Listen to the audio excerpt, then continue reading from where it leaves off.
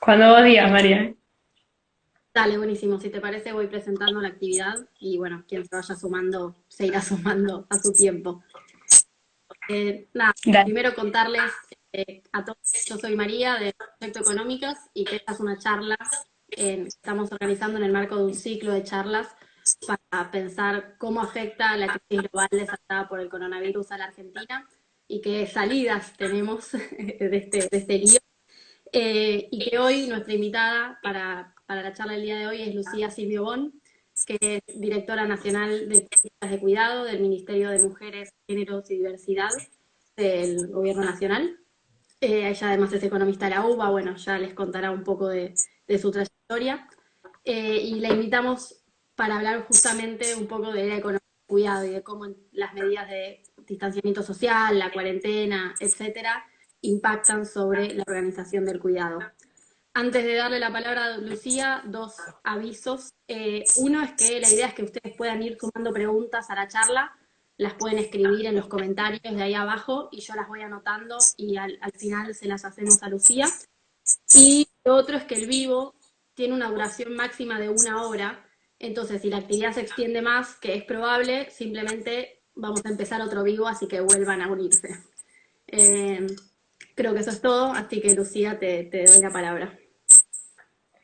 Bueno, gracias María, gracias a todas, todos y todas por estar ahí en estas horas.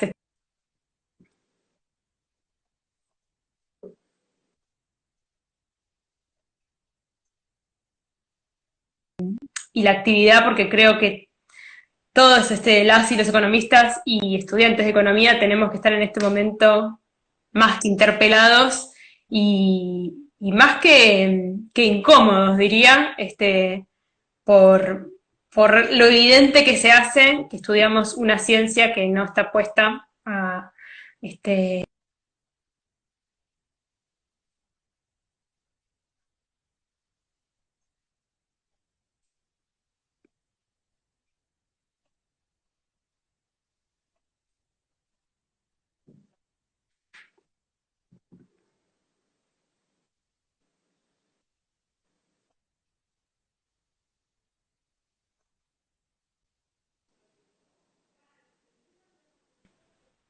pero entiendo que me invitan como funcionaria en este momento, como trabajadora del Ministerio de las Mujeres, Géneros y Diversidad, Lucía, que tenemos corta un en poco. este momento. Sí,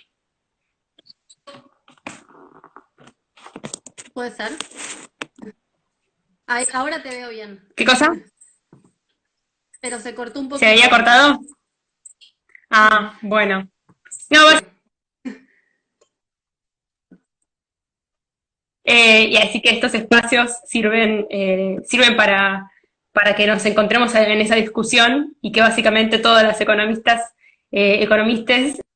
cómodas en este contexto por las preguntas que nos hace este momento a nuestra profesión y las respuestas que nosotros y nosotras tenemos que poder dar. Y yo creo que me parece interesante que además en este contexto la pregunta sea en relación a la economía y el cuidado, porque creo que pasan muchas cosas al mismo tiempo en este contexto y una de esas cosas que pasa tiene que ver con pensar que, bueno, que la agenda de géneros y en ella la agenda de cuidados es como de esos segundos temas que estabas haciendo cuando todo está bien, pero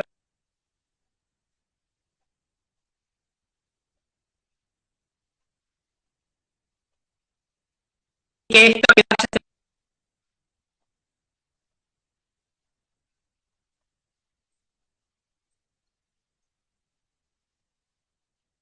son los que vuelven a decidir sobre este contexto, eh, bueno, de repente se llena todo de vuelta de muchas caras de varones, ¿no? Decidiendo.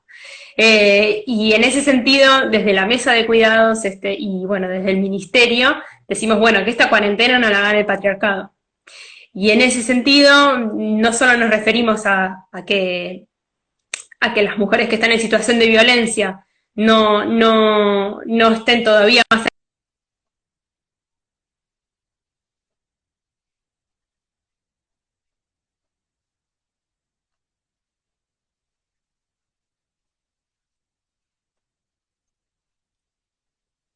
Se escucha mejor, pero un poquito se entrecorta.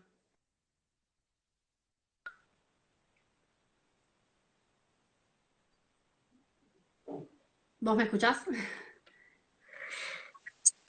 Yo te escucho bastante lento, pero te escucho. Bueno, yo hablo y en el medio irán se irá hilvanando lo que digo. Sí, sí. Bueno, ¿a qué nos referimos con que esta cuarentena puede ser una crisis de cuidados? Básicamente, bueno, en resumen, primero, ¿qué serían el tema de los cuidados o por qué pensamos que en este contexto de cuarentena? Principalmente, bueno, venimos hablando muchísimo desde la economía feminista como el trabajo de cuidado es el que sostiene la economía, sostiene a las familias.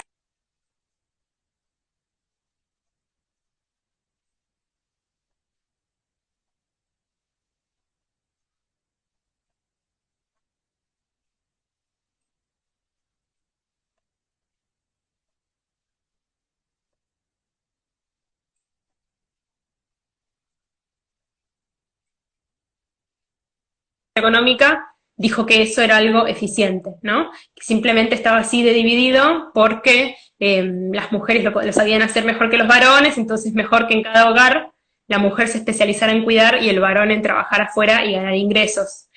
La economía feminista demostró por qué eso es ineficiente, principalmente porque adentro de los hogares esa división se puede romper por cualquier motivo. Puede ser que ese hogar se separe y la mujer se quede solamente con los costos, el tiempo, responsabilidad de cuidar. Después, porque además, en eso, sí. Sí, acá algunos siguen comentando que se siguen cortando y sugieren si podés desconectar el wifi, pero depende de eso de si tenés datos, eso es, no sé cómo, depende, nada, no, o sea, como puedas.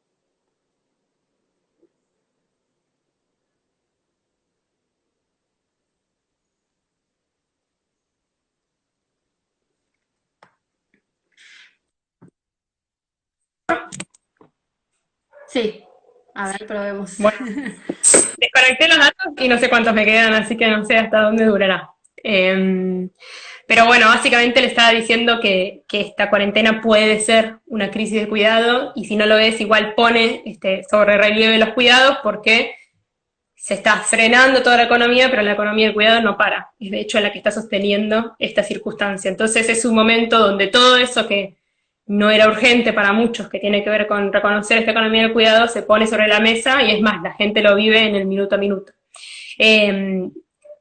Venimos hablando desde hace años que este trabajo de cuidado está mal distribuido, que lo tienen principalmente las mujeres y que por tenerlo principalmente las mujeres terminan quedándose con menos ingresos, con menos tiempo y con más responsabilidades de cuidado. Y eso eso explica en gran parte la feminización de la pobreza, porque muchísimas mujeres en hogares que se rompen se quedan con esas responsabilidades y sin ingresos, y cuando le piden algo al Estado o piden ese reconocimiento por ese trabajo que hacen, son las primeras a las que la sociedad rechaza. La mitad que no hace nada y la mitad que banca la otra mitad. O mi mujer no hace nada, es ama de casa, ¿por qué va a cobrar algo? ¿Por qué va a cobrar una jubilación? O sea, son siempre las que están rechazadas socialmente. Imagínense esas mujeres para las que la sociedad no hace nada, después adentro de su casa tratando de negociar algo con una pareja, cuando lo que gastó tiempo durante todo el día haciendo trabajo de cuidado no está reconocido.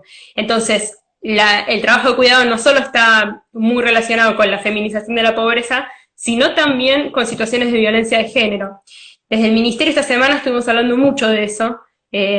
Aparece muchas veces como que la agenda de la violencia de género está por un lado y la agenda de los cuidados es otra, y están muy conectadas, porque justamente una de las situaciones que más se buscan de estos vínculos de violencia es cortar la autonomía económica de las mujeres, y cuando están cuidando justamente no tienen esa autonomía, dependen de los ingresos de otras personas. Y aún cuando no tenemos esa división tan tradicional de la mujer que cuida y el varón que sale a trabajar, que no es representativa de la sociedad actual además, porque en el mundo de cada 10 familias, solo 4 son este formato, heterosexuales, en pareja, un hogar unifamiliar. Eso no es representativo de la realidad ya, ni siquiera. Pero cuando no tenemos esa división, y probablemente mujeres y varones de los hogares trabajan, aún así esa división del cuidado impacta negativamente en las posibilidades que tienen las mujeres en el mercado de trabajo, porque la sociedad espera que en algún momento se vayan a cuidar o que sean mejores cuidando. Entonces, cuando uno ve la brecha salarial, los 4 pedacitos que explican la brecha salarial tienen que ver con el cuidado. Mujeres trabajando menos horas, bueno, porque están cuidando, o sea que hay una diferencia horaria que tiene que ver con eso. Mujeres trabajando en sectores peor pagos porque se parecen a cuidar, entonces también, o porque son sectores del cuidado, la salud, la educación, las trabajadoras de casas particulares, sectores feminizados y precarizados justamente por la subvaloración social del cuidado. Después también con las jerarquías, o sea, las mujeres se encuentran en menos posiciones de poder, también porque sus trayectorias laborales cambian según las responsabilidades de cuidado que tuvieron, y si no tuvieron ninguna, no importa, porque sus posibilidades también son menos en las estructuras, porque se espera que en algún momento se vayan a cuidar, o porque se las asocia con unas cualidades muy asociadas a una cuidadora que no serían las de alguien que tiene que estar en un puesto de poder, de decisión. Así que en toda la brecha salarial también está explicada por esta brecha en los cuidados. Desde el Ministerio de las Mujeres, Géneros y Diversidad teníamos una agenda muy concreta, que empezó hace 4 meses, hoy se cumple, que tiene que ver con poner este cuidado sobre la mesa, reconocerlo como un trabajo, como una necesidad, ¿no? Como si es una necesidad, entonces el Estado tiene que organizar derechos en torno a eso, y no esperar que la familia se encargue, porque hoy lo que pasa con esas relaciones de cuidado es que si te tocó una familia numerosa, una familia que está cerca, una familia que te pueda ayudar, bien, tenés cómo distribuir ese cuidado. Si sos una persona que te mudaste de otra ciudad y no puedes, por ejemplo, contar con tu mamá para cuidar de tus chicos, ya estás sola en ese cuidado. Si no tenés hermanos y tus padres y madres se enferman cuando son mayores, no es lo mismo que si sos hijo único y tenés que hacerte cargo de eso. O sea, el cuidado hoy está familiarizado. Y en la medida en que nosotros lo ponemos como una necesidad pública, entonces hay que hacer una agenda de derechos alrededor. Y en eso el Ministerio está muy plantado en decir, miren, hasta ahora los organismos públicos con el tema de género estuvieron muy enfocados en violencia, hay que ir a las razones económicas que están debajo de esa desigualdad que termina en una situación de violencia. Y una de ellas es la desigualdad en el cuidado. Por eso empezamos, antes de que empezara esta pandemia y el contexto de cuarentena, una agenda muy amplia que tiene que ver con, primero, mapear y reconocer todos los espacios en donde hoy en Argentina se está haciendo políticas de cuidado. A veces no son con ese nombre, pero producen relaciones de cuidado. Y qué tipo de servicios y derechos están accediendo las personas que necesitan cuidado y dan cuidado. Entre las personas que necesitan cuidado pensamos principalmente las personas mayores, la primera infancia, las personas con discapacidad, son las que más necesitan ese cuidado, si bien todas hacemos cuidado a veces para otras personas independientes, una pareja o alguien que podría cocinarse por sí mismo, pero le cocino yo, ¿no? Y entre las personas que cuidan, la Argentina tiene un universo muy diverso, ¿no? Tenemos las trabajadoras de casas particulares, que acá están sindicalizadas, que tienen una agenda muy concreta, y de 2012 a 2013 tienen su propio régimen de contrato de trabajo mucho más fuerte. Las amas de casa, ¿no? Un montón de mujeres que se perciben así y también están agrupadas, y las mujeres de la economía popular y solidaria, que son las que están ahí, y las que están hoy sosteniendo las cadenas comunitarias de cuidado en muchísimas asociaciones, agrupaciones y dinámicas que se da el territorio cuando no está el Estado. Un poco la agenda principalmente es trabajar hacia un sistema integral de cuidados que implique diversas políticas para cada una de las situaciones que uno va afrontando en relación al cuidado a lo largo de la vida, y que también plantee no solo el derecho a recibir ese cuidado, sino el derecho a cuidar. Hoy los varones, en líneas generales, no tienen ese derecho a cuidar, tampoco lo reclaman, vamos a ser sinceras, pero la idea es que cualquier persona tenga la misma probabilidad y la misma oportunidad de trabajar y de cuidar. Y que cuando cuide y cuando elige ese cuidado, no quede desprotegida.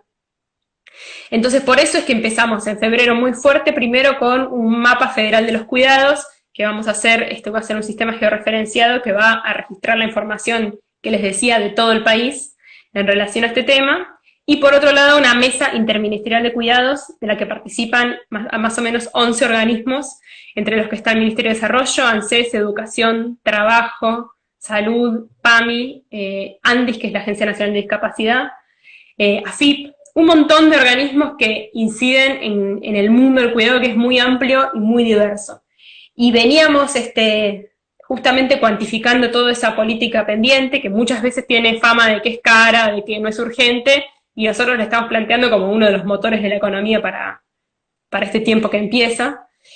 Y bueno, llegó la pandemia, ¿no? Las medidas de aislamiento social y preventivo, y ahí podemos diría que el trabajo que venimos haciendo es bastante intenso, y tuvo como 3 etapas, ¿no? Primero fue la entrada a esa etapa de cuarentena, que como siempre, como el cuidado está tan invisible, muchas veces cuando se piensan en estas cosas no se piensa en la organización del cuidado alrededor de esos cambios. Por ejemplo, si los chicos dejan de ir al colegio, bueno, ¿quién se va a quedar con esos chicos que no van al colegio? O sea, políticas de tiempo, ¿no? Y no es lo mismo quedarse en la casa para una persona que tiene un trabajo en relación de dependencia, le van a pagar licencia, que alguien que, si se queda para cuidar, pierde los ingresos de ese día. Entonces, para un grupo era asegurar el derecho a licencia, para otro grupo era asegurar que quedarse cuidando no fuera perder ingresos. Porque además otra cosa que pasaba, y que pasa también ahora, es que quienes cuidan muchas veces en los hogares de familias de laburantes son las abuelas. O sea, salen los padres y madres a trabajar porque hay una abuela cuidando. Naturalmente no, habitualmente, ¿no? Y bueno, justamente, y eso está siempre invisibilizado, ¿no? Las vacaciones de invierno son las vacaciones de la abuela, en realidad. Ni siquiera los abuelos, la abuela. Y este contexto obligó a que justamente para preservar a las abuelas no pueden ser ellas quienes estén cuidando. Entonces, tuvimos una primera etapa de poder plantear que esta entrada a la cuarentena no fuera una crisis de cuidado, no se transformara en una crisis de cuidado. Una segunda en la que seguimos ahora, que tiene que ver con, ahora que está la instrucción clara de que todo el mundo esté en sus casas, ¿cómo hacemos para llevar adelante esas relaciones de cuidado que siguen adelante más allá de la cuarentena? Por ejemplo, parejas de progenitores que están separados y tienen a un hijo en común y tienen un régimen de visitas, bueno, ¿cómo se trasladan para sostener ese régimen de tenencia? ¿Cómo vas a asistir a una persona mayor que no tiene quien le cuide?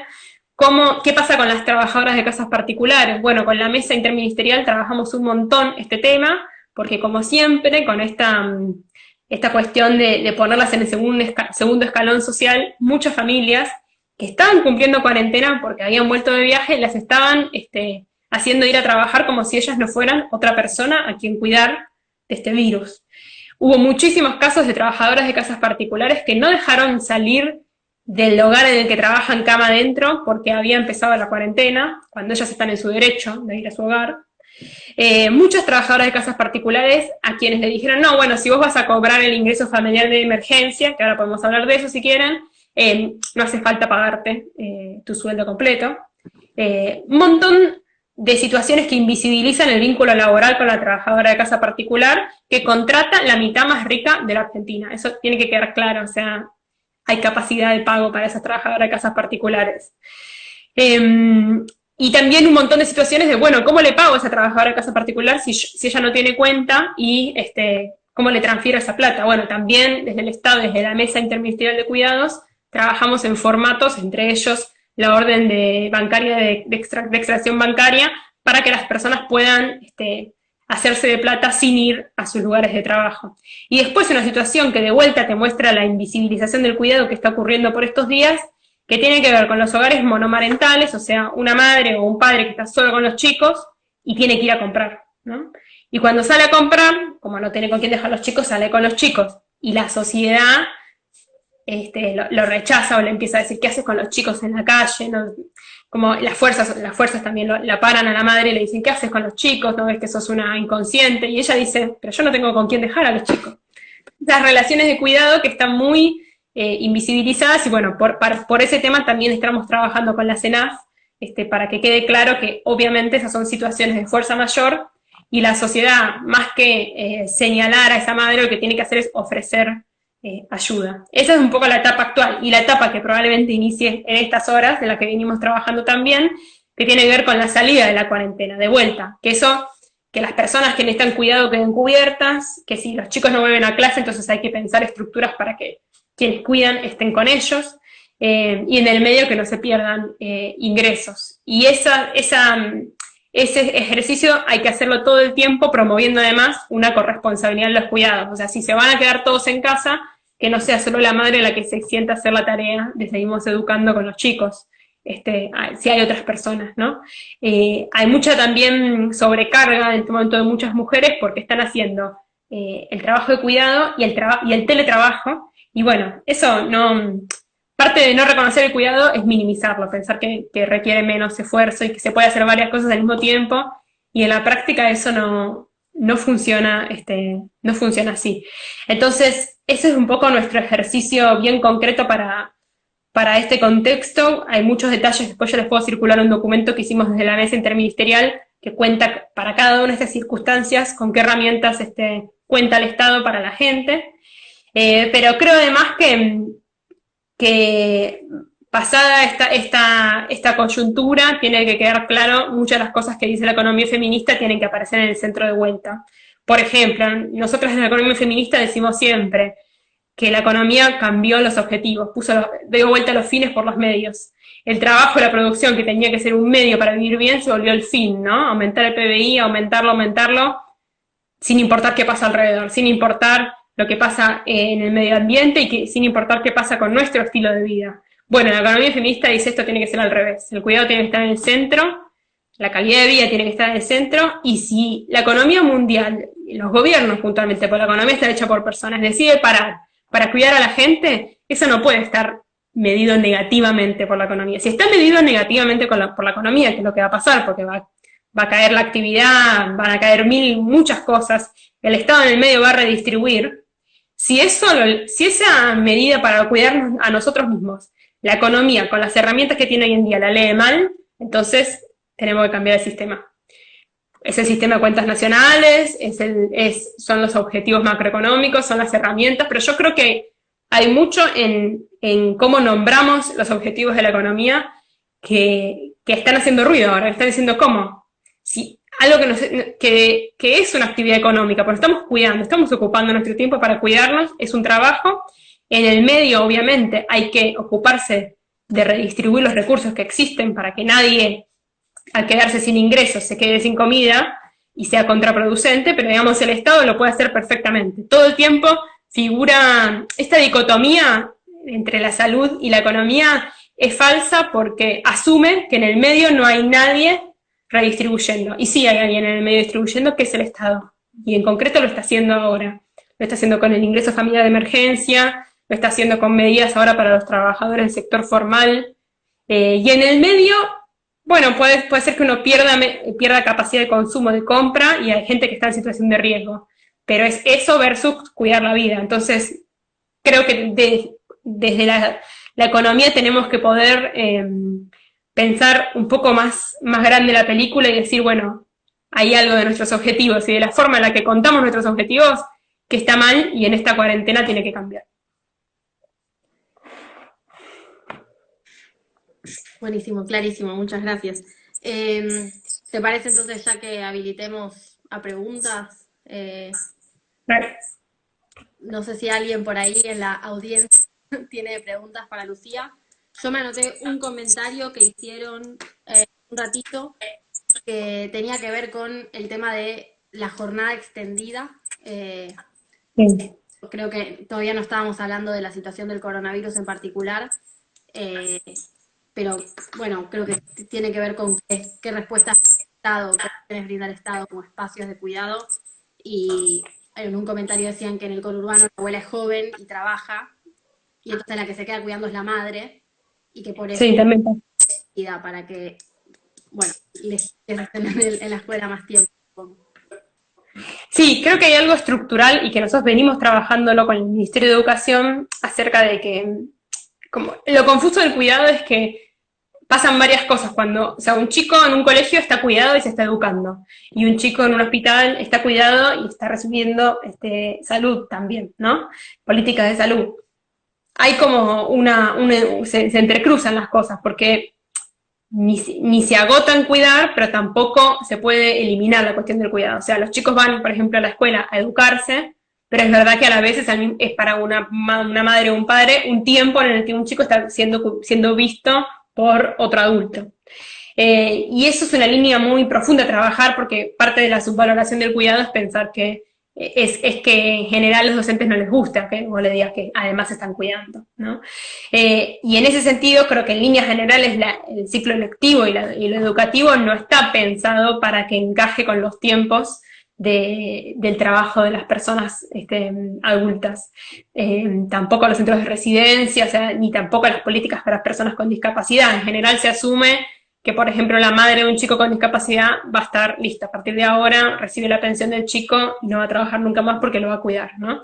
Entonces, creo que hay toda una dimensión de tiempo, de políticas del tiempo que no está presente y que tiene que estar, y que tiene que ver con empalmar mejor los tiempos, por ejemplo, de vacaciones de trabajadores con las vacaciones escolares, y los tiempos y las jornadas. Totalmente con lo de las jornadas es todo un tema, y ahora se nota más, yo creo que esta circunstancia recrudece y muestra más esa necesidad de que los tiempos encajen más. Nosotros notamos, por ejemplo, en el ministerio, como hay una mayoría de mujeres, yo lo veo también, el horario está corrido porque justamente como muchas cuidan, empiezan más temprano o sea, terminan haciendo un horario más parecido al horario escolar. Claro. Y pasa en muchos sectores mucho más masculinizados, o te puedo decir bancario, el mundo económico y demás, o de empresas de alta decisión, que las reuniones importantes y los temas importantes pasan a las 7 de la tarde.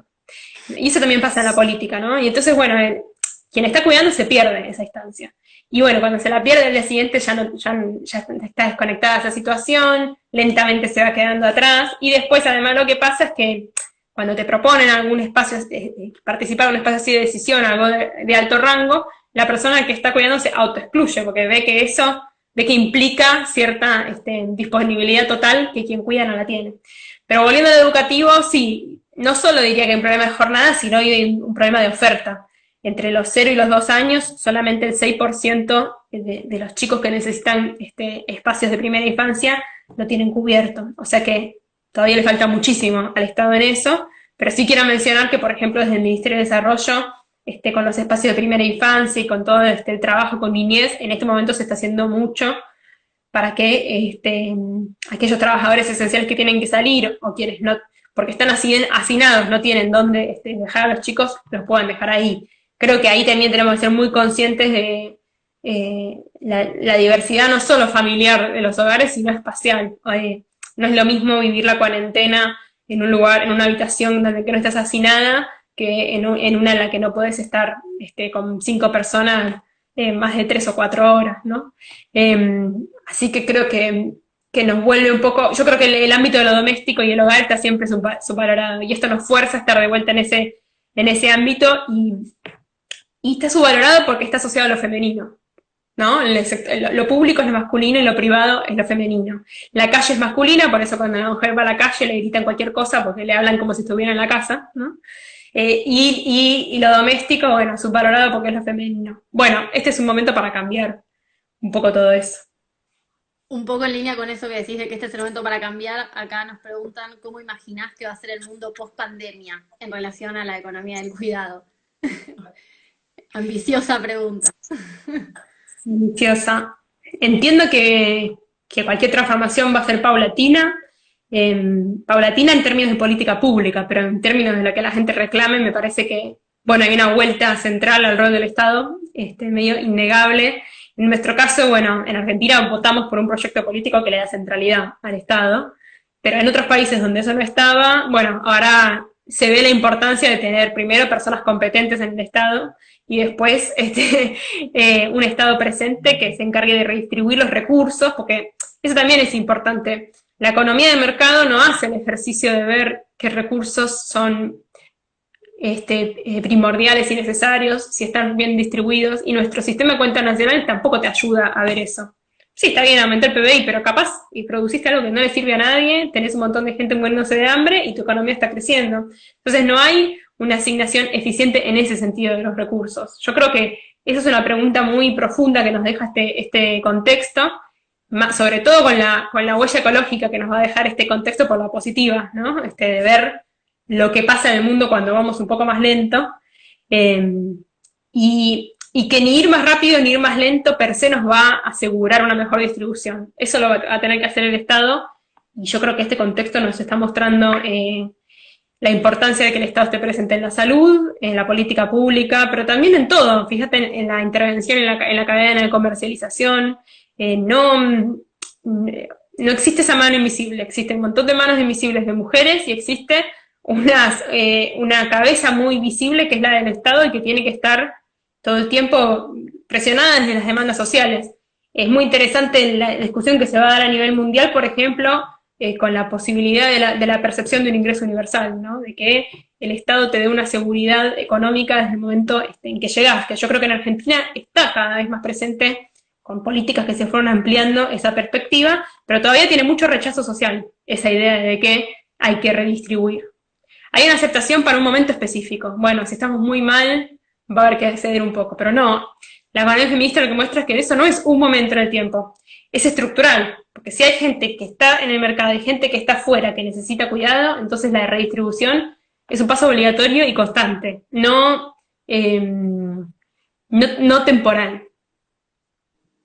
Genial.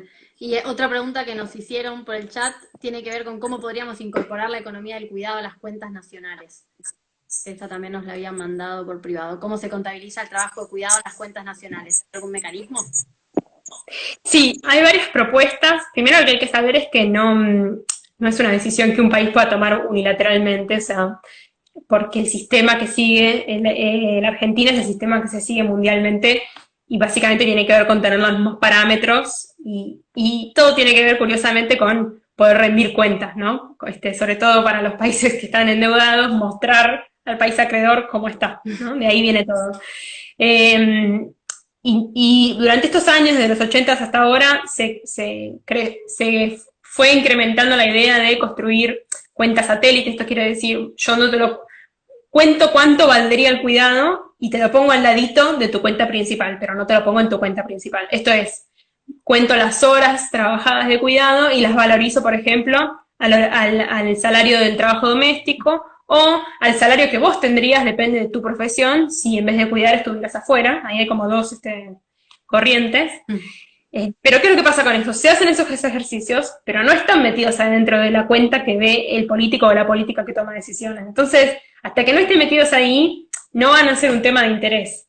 Y además hay una discusión muy importante que tiene que ver con qué cuenta el Estado como gasto y qué cuenta el Estado como inversión. Porque fíjense que en general, y la sociedad, no solo el Estado, asocia las inversiones a, por ejemplo, un edificio, ¿no? O sea, infraestructura. Pero cuando uno invierte en cuidado, también está invirtiendo en infraestructura social. Lo que pasa que, en general, los salarios de la gente que cuida y demás no son considerados inversiones, son considerados gastos. Y esa diferencia no es menor, porque en general, por ejemplo, para construir un edificio te vas a llenar de trabajadores varones. Entonces, cuando vos decidís construir algo, estás poniendo plata a más varones. Y si decidieras ir a inversiones en el cuidado, en una primera etapa probablemente pusieras más plata en mujeres que son las trabajadoras de eso. Digo primera etapa porque ambas cosas son transformables. Puede haber más mujeres trabajando en la construcción y debe haber más varones trabajando en el cuidado. Hay que hacerlo con política, eso no va a pasar naturalmente. Pero quiero decir, fíjense cómo no es menor al final que un tema aparezca como un gasto o como una inversión en las cuentas nacionales. Porque al final hace que un Estado decida por un tema en vez de por el otro, y detrás de eso, por varones en vez de por mujeres. Así que ahí creo que hay una discusión grande para dar. Me quiero acordar de un libro que se llama Economía de la otra mitad, y es de James Haynes, que está muy bueno. Yo después se los voy a pasar a quien le interese, pero habla justamente de eso, de cómo esa redistribución está mal medida en las cuentas, y desde qué lugar. O sea, el otro día hablábamos con un grupo muy interesante que tenemos de economistas ya en Paridad en la Macro, bueno, desde qué lugar la gente puede reclamar por estos temas si son tan específicos o tan teóricos, pero no hace falta que la gente reclame desde ese lugar, pero sí que pida por una redistribución que está viendo que es posible y que está viendo que los objetivos de la economía pueden ser otros. Entonces, creo que en ese sentido esta pandemia es un sacudón para pensar los objetivos de la economía y la forma en la que la evaluamos, ¿no? Otras preguntas que se sumaron acá en el chat. Lucía Belén pregunta, ¿qué les parece la cuestión de los deberes y las madres en el rol de educadoras? ¿Por qué se espera que podamos hacerlo? Totalmente. Sí, hay toda una política de... No sé si... Yo quiero contarles que en la Mesa Interministerial de Cuidados hay muchísimas compañeras del Ministerio de Educación que justamente están haciendo contenidos en la inversa de esto, digamos, hablando de la importancia de la corresponsabilidad en los cuidados, y pueden seguir también en las redes del Ministerio muchos mensajes que vimos sobre este tema, de que no son una responsabilidad natural de las mujeres para nada. Pero sí creo que estructuralmente, en realidad desde el momento en que las mujeres son madres, se espera que intuitivamente sepan, primero, ser madres y después ayudarlos en la tarea, pero la verdad que en líneas generales es al revés. Bueno, de hecho muchos países tienen políticas de que el Estado directamente te da, por ejemplo, un libro que te dice que con distintas corrientes cómo llevar adelante los primeros años de un chico, porque vos, ¿por qué deberías saberlo intuitivamente, ¿no? Así que ahí me parece que hay algo de correrlo de la esfera de lo privado y pensar que, bueno, si la crianza es política, entonces va a haber discusión en torno a eso, y tiene que ser algo compartido por varones, mujeres y otras identidades, y creo que todavía hay mucho para hacer en ese sentido, primero desde la política pública y después también desde lo cultural, pero la política pública tiene que estar adelante de eso. Si el Estado hoy en el régimen de contrato de trabajo te dice que el varón es un colaborador de un nacimiento porque le da 2 días y a una mujer le da 90, bueno, todavía estamos corriendo la de atrás, ¿no? Y acá otra, Cami Ferrante pregunta qué pasa a nivel más regional, ¿no? Como que acá en Argentina hay políticas públicas respecto de la economía del cuidado, pero ¿qué está pasando en Latinoamérica con este tema? No sé si hay alguna coordinación más a nivel... Sí. Bueno, nosotros justamente con el Ministerio estuvimos en Santiago de Chile en enero, en lo que fue el encuentro regional de la mujer, debería llamarse de las mujeres, porque son muchas y distintas, de América Latina, y nos juntamos con distintos gobiernos para hablar de este tema. En líneas generales, Uruguay es como la estrella en términos de cuidados, porque armó un sistema nacional de cuidados que tiene distintas políticas. ¿Qué hay en un sistema? Habitualmente hay servicios de cuidadores a domicilio, servicios de cuidadores por teléfono para personas mayores, espacios de primera infancia, formales y más informales, y desde lo comunitario, porque en cada una de esas poblaciones que hablamos antes, personas mayores, niñez, personas con discapacidad y todas las trabajadoras y trabajadores, hay siempre una dimensión formal, más formalizada, más regulada, además más sindicalizada, y un mundo debajo del iceberg de muchísima informalidad y precariedad. Y el Estado tiene que hacer las dos cosas al mismo tiempo. Construir sobre los derechos que ya están, pero ir mejorando la calidad del servicio educativo, sanitario y de cuidado de todos esos otros esferas de informalidad.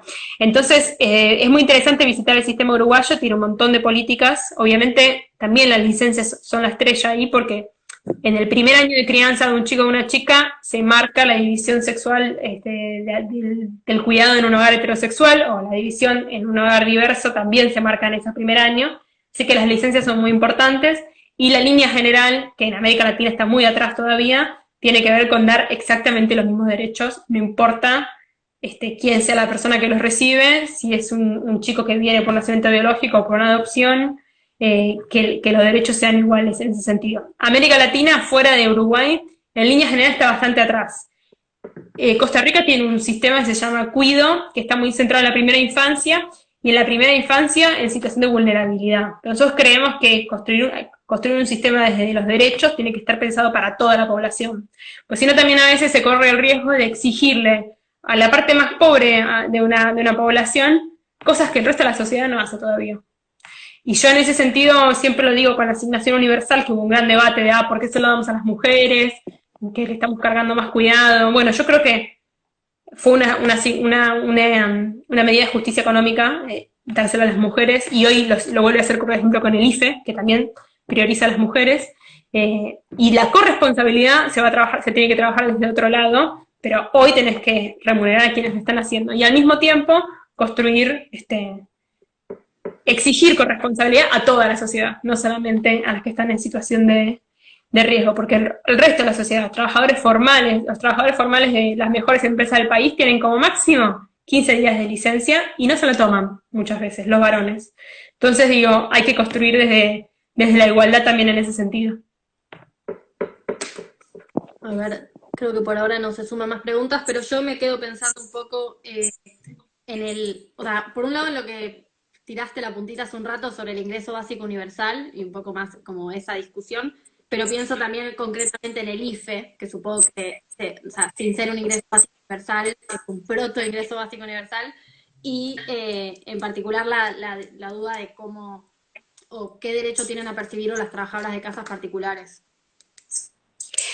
Ellas tienen derecho a percibirlo, pero tienen que tener claro lo siguiente, que siempre se evalúa al grupo familiar completo. Entonces puede ser que ¿qué quiere decir cuando que ellas tienen derecho a percibirlo? Que el Estado, por ver que ella es trabajadora de casa particular, no la va a excluir, digamos.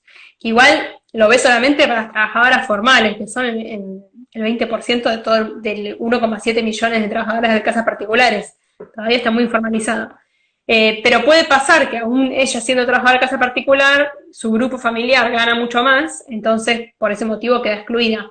Lo que tiene que quedar claro es que en un caso o en el otro, empleadores tienen que pagarle la licencia por estos días. Y ahí me parece que no hay excusa que valga. Sinceramente, como dije antes, en líneas generales, son los deciles de más altos ingresos del país los que pagan las trabajadoras de casas particulares. Lo que pasa es que, como siempre, la gente se considera clase media, aun cuando no lo es. Y ahí creo que hay que hacer un ejercicio de autocrítica de ver dónde estamos parados y desde qué lugar nos toca contribuir en este contexto.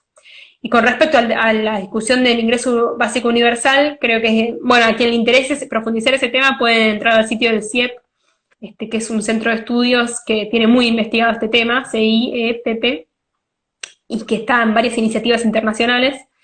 Yo creo que vamos caminando lentamente hacia eso a nivel regional, con debates que fuimos dando. Cuando salía la asignación universal, ahora tiene una aceptación muy fuerte. O sea, sería difícil que alguien se pronuncie abiertamente en contra. Pero cuando salió, bueno, había toda una discusión, ¿no? Con excusas muy viejas, por ejemplo, que se iban a embarazar para cobrarla, que esa es una excusa que se usaba también para la primer política social que hubo en Inglaterra con la revolución industrial. O sea que es muy vieja esa excusa y nunca fue cierta, que alguien se embarace para cobrarla. Pero además también había toda una discusión que ya creo que está bastante ganada, que tiene que ver con en qué gasta la política social una persona que se la das, ¿no? Que le das un ingreso. También fue esa discusión cuando ocurrió lo de la asignación universal y estamos corriéndonos ya de ese paradigma y el IFE lo confirma, ¿no? Es como, yo sé que lo vas a gastar en lo que vos necesites, yo no puedo estar como Estado mirando el detalle porque vos no estás en una situación de pobreza porque gastas mal tu plata. Estás en una situación de pobreza porque hay una mala distribución a nivel global. Y cuando hay este aumento de precios o cuando por la pandemia te pido que te quedes en tu casa, entonces es la situación que te está incidiendo en tu bolsillo, no vos que no sabes usar tu bolsillo. Esto que parece una obviedad era una discusión más presente antes y hoy ya prácticamente no está tan plasmada. Sí creo que aún yendo hacia un escenario de ingreso universal, hay que volver a hablar de, bueno, ingresos para los que cuidan explícitamente, porque si no, de vuelta vamos a caer en invisibilizar, y no es lo mismo alguien que no está trabajando porque está cuidando, que alguien que sí. Y muchas políticas sociales que se hicieron durante mucho tiempo, indirectamente estaban en realidad pagando a la gente que estaba cuidando, pero nunca estuvo bien decirlo. Así que yo creo que hay que hacer explícito eso, y también hay que construir una seguridad social permeable a eso, porque si las trayectorias laborales fueron diferentes, entonces la seguridad social tiene que ser distinta. No distinta según si sos varón o mujer, porque eso sería contraproducente, pero sí distinta si te retiraste determinados años a cuidar. O sea, yo no te puedo exigir la misma contribución si 5 años te fuiste a cuidar a tu chico y yo como Estado no te di nada, no te di ningún espacio de cuidado infantil, no te di ningún ingreso y demás, no tenía subsidiado el cuidado a domicilio, y te fuiste para cuidar, y yo después no te puedo pedir la misma contribución que un varón que no se fue nunca. Entonces, en eso también es interesante que ANSES está en la mesa interministerial de cuidado y también está reflexionando sobre estos temas con nosotras. Genial. Acá se sumaron un par de preguntas. Por un lado, Delfina pregunta qué pasa o cómo se va a gestionar el tema de la prostitución. Me imagino que están las personas que están en situación de prostitución, que además, bueno, no es algo legal o algo reconocido, y que en este contexto de cuarentena, que si hay alguna política pensada o si tienen derecho al IFE, por ejemplo, o a medidas en ese sentido. Y por otro lado, Emilio pregunta si hay algún abordaje en particular en relación a los sectores más vulnerables, como villas o asentamientos, donde el cuidado se manifiesta de forma comunitaria, por ejemplo, en comedores o merenderos. Sí, en líneas generales, obviamente que este contexto hace que los que están al final, digamos, de la fila le sientan el triple, ¿no? Y bueno, y en relación al trabajo sexual, ese también es el contexto. En particular, desde el Ministerio de las Mujeres, Género y Diversidad tiene una subsecretaría de diversidad con Alba Rueda, que estuvo trabajando, digamos, en el último mes en incluir a muchas personas que estaban en este tipo de situación en el programa Ex Hacemos Futuro, que ahora se llama Potenciar Trabajo. Y además, nosotros estamos trabajando desde la Mesa Interministerial de Cuidados con muchas situaciones particulares con ANSES acerca de, bueno, gente que quizás tiene toda una familia excluida del sistema de seguridad social, entonces no tiene ni quill, ¿no? Nunca tuvo un quill, o figura en la base con una pareja que en realidad tuvo situaciones de violencia con ella y en realidad ya no es más su pareja, entonces los ingresos que aparecen en el caso de él no son los que le llegan a ella. Así que tenemos de esos casos miles, y eso es un poco nuestro trabajo diario.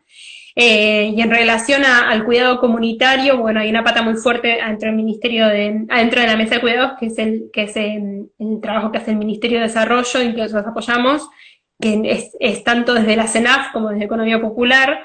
Hay muchísimas cooperativas de cuidadoras que están en este momento ofreciendo trabajo.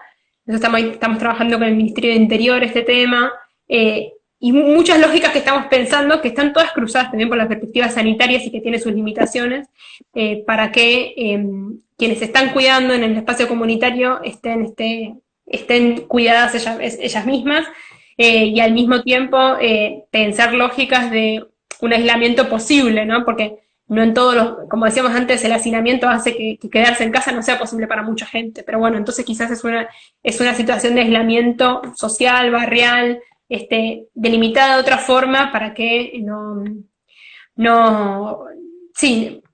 para que no plantearle a la gente algo que no es posible de ser cumplido, ¿no? Ser realista en esa diversidad. Así que en ese sentido hay mucho trabajo y seguimos pensando como diversas políticas que faltan, pero ya te digo, siempre todavía es un gran esfuerzo poner sobre la dimensión estas relaciones de cuidado, poner sobre la mesa. La dimensión muchas veces no está, entonces hay que hacerlo explícito todo el tiempo. Claro, totalmente. No sé si alguien más allá en la audiencia tiene alguna pregunta o algún comentario. No sé, yo tengo ganas de seguir un poco. No sé cuánto tiempo nos queda. Instagram no me pone el tiempo y no sé si se nos va a cortar. Pero bueno, pienso un poco en esto que decías vos de la salida de la cuarentena, aunque no sé si eso va a estar muy cerca, pero qué va a pasar ahí. Y en realidad, mientras siga la cuarentena y también después, sé que los adultos mayores van a tener que seguir aislados. ¿Qué pasa con quienes los cuidan? O sea, ¿pueden recibir cuidados en estos momentos? Creo que sí, que hay excepciones. ¿Qué cuidados hay que tener para que ahí no haya un vector de contagio? Bueno, no sé, como un poco qué pasa con los adultos mayores, que son los más afectados en este momento de la pandemia, pero también quienes más necesitan cuidados o estar entre quienes necesitan cuidados. No, hoy en este contexto, bueno, uno tiene permiso para ir a asistir a una persona mayor, si sos familiar, y si no existe, digamos, esa red familiar, cuidadores de la cuarta categoría de trabajadores de casas particulares y cuidadores acompañantes y demás pueden trasladarse asistir con los recaudos que haya que tener a las personas mayores. Hay un formulario específico, si no se puede usar el formulario único también. Yo después les voy a pasar un documento que hicimos de la mesa que tiene los links a cada uno de los formularios, si a alguien le sirve. Eso con respecto a personas mayores, y me habías preguntado también si con la salida. No, y también decirles que PAMI también hizo un montón de protocolos en relación a este tema, con lo que son los centros de residencia, ¿no? Limitar las visitas, hacer distintos tipos de cuidados, y también hablar de algo que se habla poco, que tiene que ver con la violencia hacia las personas mayores, ¿no? Y bueno, el buen trato en ese cuidado, que es muy intensivo, y se le da bastante poca bola la calidad de ese cuidado. A veces hay mejor prensa de hablar del cuidado de los chicos como una inversión a futuro, pero no hay ninguna prensa en hablar del cuidado de las personas mayores porque ya está, ¿no? Entonces, bueno, ahí hay algo para cambiar. Y en relación a la salida de la cuarentena, bueno, principalmente jugar una política de tiempos que sea un encastre posible, ¿no? ¿Quiénes son los trabajadores y trabajadoras esenciales que se van a empezar a mover, que necesitan apoyo en el cuidado? ¿Qué sistemas de cuidado se le pueden ofrecer sin poner en riesgo a quienes cuidan? ¿Qué políticas de tiempo en relación al teletrabajo? O sea, yo creo que lo que dejó muy claro también esta cuarentena es que no tenemos ni idea de cómo hacer un teletrabajo saludable, que también es para un sector de la sociedad, pero tampoco está, socialmente no está bien trabajado, ¿no? Ni siquiera sabemos cómo conectarnos bien a esto y hablar bien.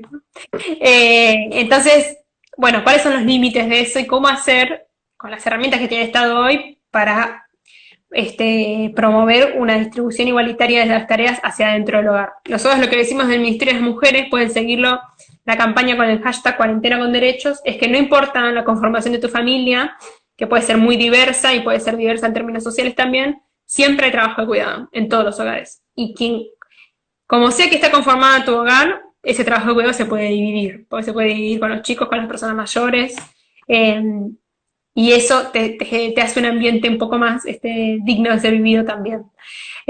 Así que bueno, a invitarles también a seguir esa campaña, que la idea es seguir trabajándola, y además pensar que también justamente el sector de salud, bueno, es un sector de los cuidados, ¿no? Y es un sector altamente feminizado, sobre todo en las bases, ¿no? Y menos en las jerarquías. Eh, y de vuelta, es un sector que no puede seguir nunca la lógica del mercado, ni la va a seguir eficientemente, porque no puede tener ese sistema de precios como el resto del mercado. Así que creo que también Volvimos.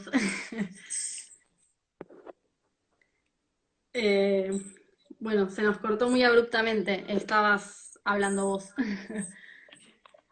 No, ya estaba terminando, en realidad no me acuerdo de qué estaba hablando, pero, Tranqui. pero sí, eso, nada, trabajadores de salud también pensarlos como trabajadores de la esfera de los cuidados, y para revalorizarlos y revalorizarlas en este contexto, y bueno, y además el particular trabajo de las enfermeras, que son una de las, tener en claro que en este contexto, donde además va a cambiar el trabajo en el futuro, ¿no? Este discurso del futuro del trabajo, sí, uno de los trabajos que no va a desaparecer es el trabajo de cuidado. De hecho, eh, las estadísticas y las proyecciones muestran que además el trabajo de cuidado de personas mayores es el que más va a crecer.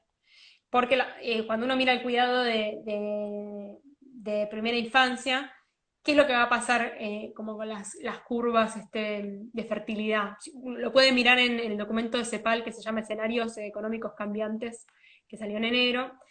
En líneas generales, cuanto más ingresos, la tasa de fertilidad baja. Esto también tiene que ver la tasa de natalidad. Tiene que ver con que justamente vivimos en un sistema en donde no se te ofrece amigablemente la reproducción social, o sea, ampliar tu familia y al mismo tiempo trabajar. Eso es también Ujú. porque faltan sistemas de cuidado, porque en los países donde hay sistema de cuidado, por ejemplo Francia, tienen una tasa más alta, y países en donde no hay nada, por ejemplo Japón, Corea del Sur, la tasa es mucho más baja. Entonces es algo transformable, pero si no cambiara nada, como diríamos los economistas ceteris paribus, si no cambia nada, en líneas generales se ve que las familias de altos ingresos tienen cada vez menos chicos, y las familias pobres con menos posibilidad de armar un proyecto y de acceder a educación sexual también, tienen más chicos. Entonces,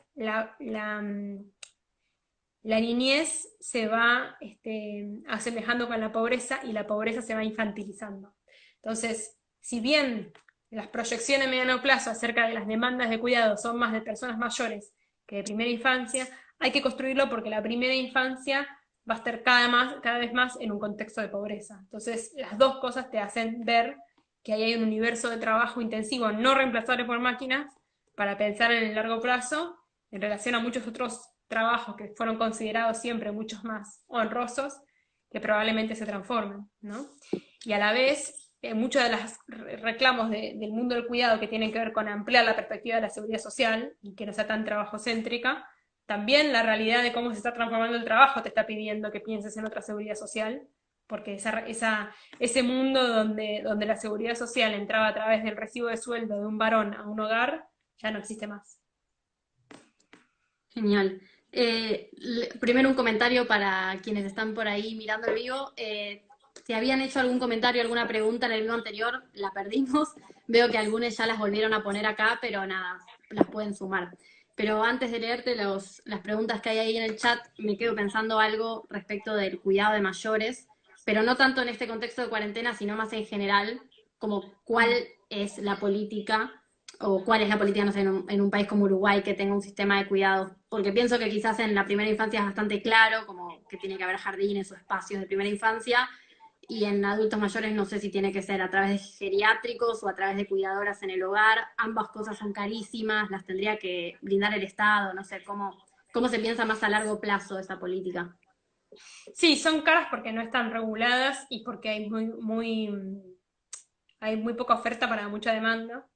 Sí, hoy el cuidado de personas mayores está familiarizado, como decía antes.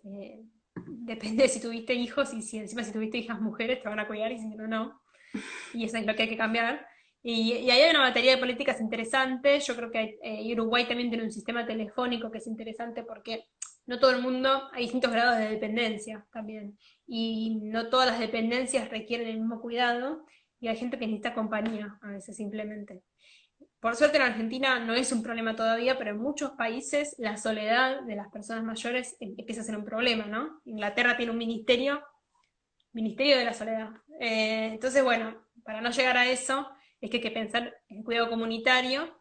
Y bueno, por eso Uruguay tiene ejemplos interesantes. Igual siempre decimos en el ministerio con mis compañeros, tengo aparte dos directores excelentes conmigo, que es Iris Pesarini y Cristian Silva, la importancia de darle un pensamiento situado a nuestro sistema de cuidado que parta de nuestra tradición de políticas sociales en Argentina, que es muy fuerte, nuestra tradición comunitaria y popular, que es muy fuerte.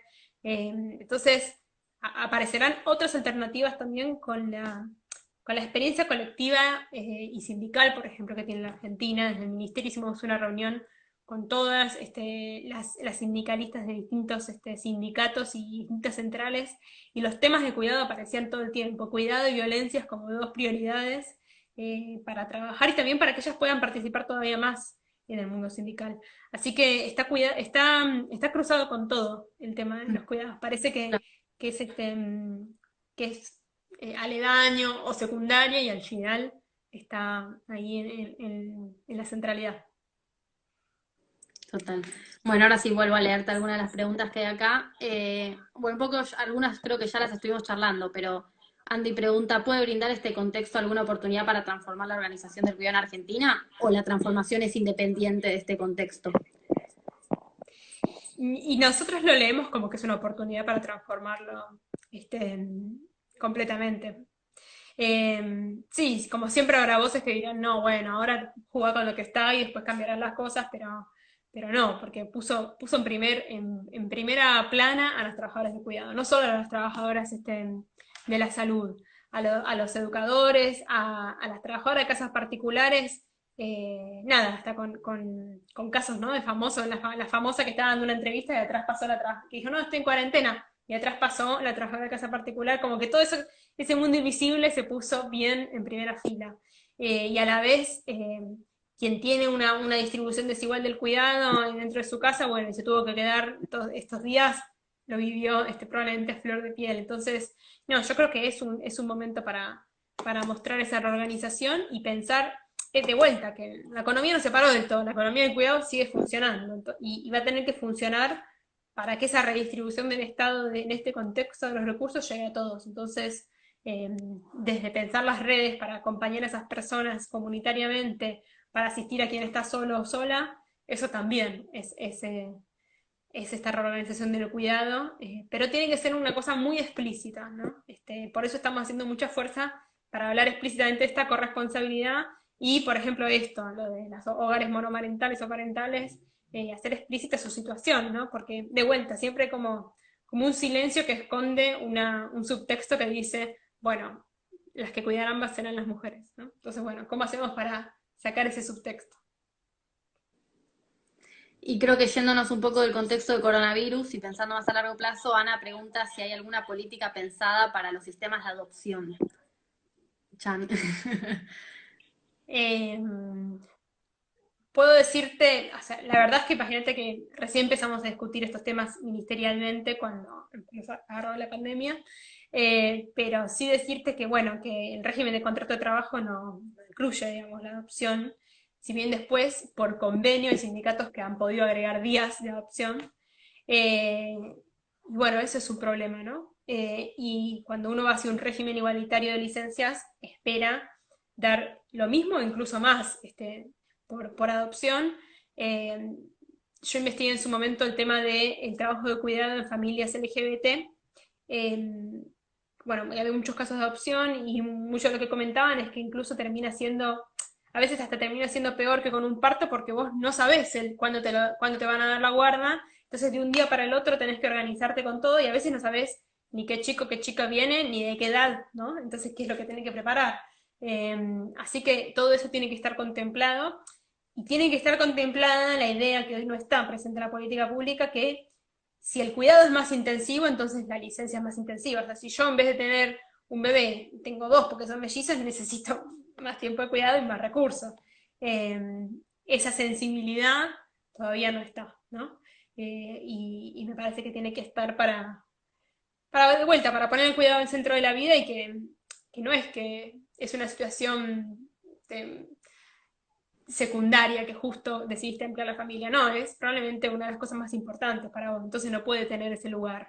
Yo siempre me acuerdo creo que fue el segundo año del macrismo, que hubo un funcionario de trabajo que cuando le preguntaron por el tema de licencia por paternidad, dijo, ah, no, bueno, pero eso va a reducir la productividad y nosotros no estamos para reducir la productividad. Yo me pregunto qué productividad tiene un padre que vuelve a trabajar después de 2 días que nació su bebé, o sea, que probablemente no haya dormido. ¿Qué es la productividad ahí? Entonces, también nos reímos desde la economía feminista de esa visión tan cortoplacista a veces de las cuentas de costo de inversión, ¿no? Porque, eh, y que también hay que pensar la productividad en ese plano, o sea, algo que hoy es un costo, pero pasado mañana ya lo podés ver como una inversión. Lo educativo, seguro. Lo sanitario, seguro. Entonces, también en las cuentas nacionales hay un debate para darnos acerca de los plazos con los que vemos las cosas, porque hay cosas que claramente en el mediano plazo son inversiones, aunque en el corto aparezcan costos, ¿no? Y entonces, por todo lo que te escucho decir, podemos ilusionarnos con que una vez que pase la pandemia haya una modificación o un proyecto de ley para modificar el régimen de licencias. Bueno, yo no podría ser yo quien diga eso. Sí creo que estamos trabajando en muchos planos para ver eso, porque ese régimen, así como está, atañe a un grupo de personas que son trabajadoras formales y trabajadores formales del sector privado. Y bueno, el cuidado es mucho más grande y va a haber va a haber muchas urgencias también en este contexto que van a tener que ver con esto y con otras cosas. Pero sí, a nosotros nos parece importante hacer un trabajo territorial de este tema, de debate, de conciencia pública, porque si eso no está, es como tratar de hacer un juego de encastre que no engancha, ¿no? Porque la palabra cuidado viene un poco de la academia, viene un poco de afuera, y acá hay mucha gente que está haciendo ese trabajo de cuidado, pero no lo llama así, y no necesariamente lo conecta con un problema a nivel económico. Entonces, si no está dado ese debate, no va a tener fuerza la transformación. Recuerden que en el 2018 el macrismo también quiso hacer un proyecto sobre este tema, que quedó trunco justamente porque no tenía esa riqueza del debate colectivo previo. Así que en ese sentido, creo que tiene que estar claro hacia dónde vamos. Sería torpe políticamente apurarnos a decir es esta fecha o es esto otro, porque, bueno, esto es una transformación profunda. Hoy el costo social de cuidar está en los hombros de las mujeres. Repartirlo va a tener una redistribución de esos costos, ¿no? Porque, digo, quien cuida desde el disfrute no lo vive como un costo necesariamente, o a veces sí, desde el cansancio, que tampoco se le tiene permitido a las mujeres. Hicimos un debate en el Centro Cultural Kirchner, en la semana de Nosotras Movemos el Mundo, y uno de los temas muy interesantes que surgieron, que lo trajo la gente de Mamá Cultiva, es el poco permiso social también que alguien tiene para decir estoy cansado de cuidar, estoy cansada de cuidar, ¿no? Como reconocerlo como un trabajo también es poder pedir límites a eso, ¿no? Claro, sí, sí, seguro. Y antes quedó un comentario de Cami, que creo que está, que bueno, que fue cuando estábamos hablando del tema de la adopción. Dice que, ay, se me trabó tu video. No sé si el resto también. Yo me veo, pero... Ah, yo veo el comentario de Cami, pero antes, 2016, Ese, exacto, sí. un proyecto de género y sistema de adopción que se coge de la mano, este se va a retomar. Bueno, hay que leerlo y que describa después, pero me parece importante también poner la perspectiva de género en este tema. Y después me mandan una pregunta por privado, no sé si vos también las podés ver, pero la leo, que es si podría incluirse el sistema de cuidados como temática a tocar en distintas carreras universitarias. Bueno, esto se vincula con la crítica a la formación en economía, ¿no? Sí, bueno, en la carrera de económicas está bueno, la materia que dicta Corina Rodríguez Enrique, que es un poco la referente de todas las que nos incluimos en este tema, que la recomiendo muchísimo. Nosotros también lo damos en desarrollo económico con las taritas a final de año. Pero sí, en líneas generales debería estar mucho más presente, incluso también para quienes estudian la política social, porque la política social también como tópico ha tenido una visión muy trabajocentrista durante mucho tiempo. Entonces, yo creo que como todo se va instalando por la demanda de las mujeres. Yo lo noto mucho, he estado en gestión antes, estoy en gestión pública ahora de vuelta y lo conversamos mucho con compañeras, se nota mucho el paso del feminismo de estos años por las calles, en la forma, en los espacios que tenemos, en el tipo de conversaciones que tenemos, en las discusiones que ya no hay que dar y las que sí.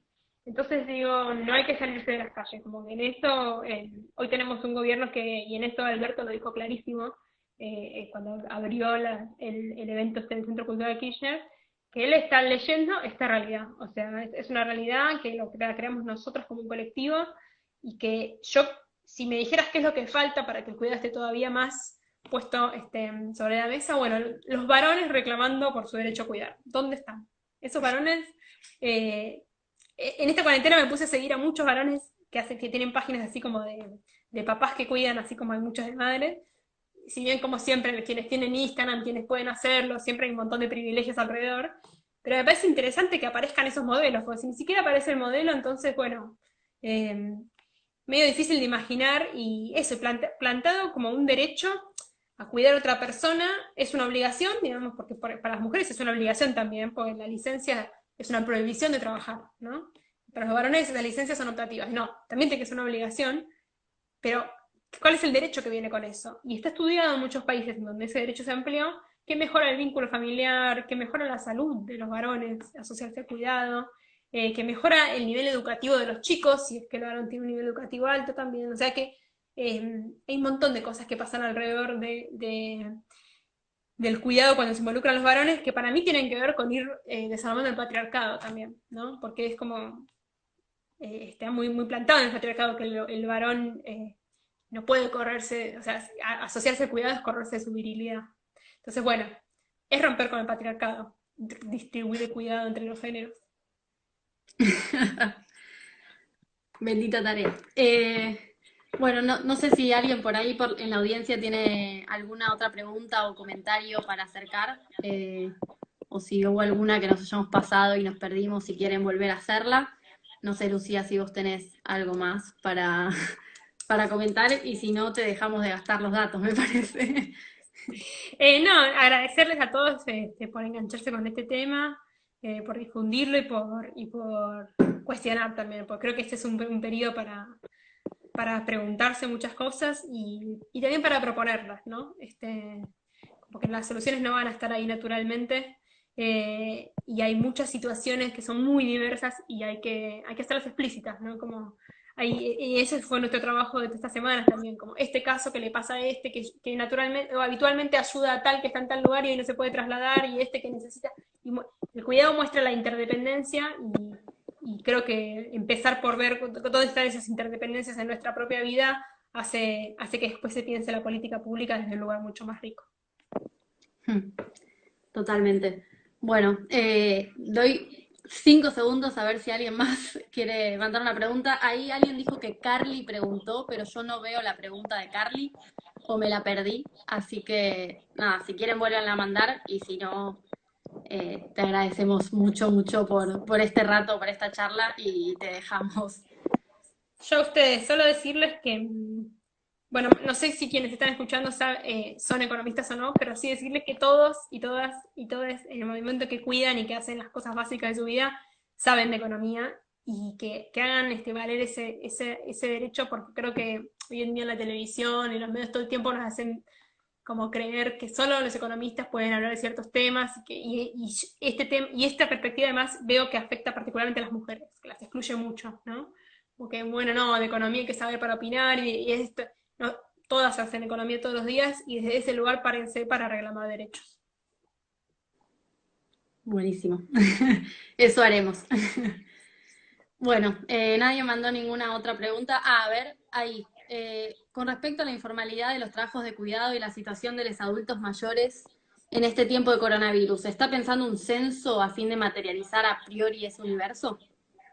Sí, bueno, ese censo es justamente el mapeo federal de cuidados, que toma en realidad información nacional, provincial y municipal sobre este tema, y sé que se hicieron muchos otros relevamientos. También pensar que hay un gobierno entero que está empezando, así que está haciendo, cada área hace sus propios relevamientos, y nosotros desde el Ministerio de las Mujeres, Género y Diversidad lo unimos y lo ponemos en valor. Ese es un poco nuestro rol, y lo orientamos hacia la igualdad de género, que todos estos organismos inciden en el cuidado, pero no necesariamente miran esa perspectiva. Y bueno, como es una agenda además que traen los feminismos, No. es que la jefatura de gabinete puso en el Ministerio de las Mujeres la conducción de este tema. Así que sí, ese es parte del trabajo principal, empezar por relevar y revalorizar lo que está y no inventar nada nuevo, y después sobre eso trabajar sobre lo que falta, viéndolo como una pieza central también para mover la economía. Genial. Bueno, buenísimo. Muchísimas gracias por la charla, la verdad, como siempre, súper enriquecedor. Y nada, también muy reconfortante saber que a pesar de que falta mucho, estás en el Estado y hay políticas públicas desde el Estado pensando en estas cosas y empezando a darle sentido a la palabra cuidado y a pensar en los derechos a cuidar y a ser cuidados. Y nada, al resto agradecerles también por haberse sumado a este vivo, por haber vuelto a sumarse en el segundo vivo y contarles que este es un ciclo de charlas, así que el viernes que viene vamos a estar haciendo otra. Pueden chequear en las redes esta semana con quién y cuál es el tema porque todavía lo estamos definiendo. Pero nada, el viernes que viene a la misma hora vamos a estar teniendo otra charla de estas para pensar la economía argentina ante la crisis global. Bueno, nada, muchas gracias. Gracias a todos. Chao, chao. Chau, chau.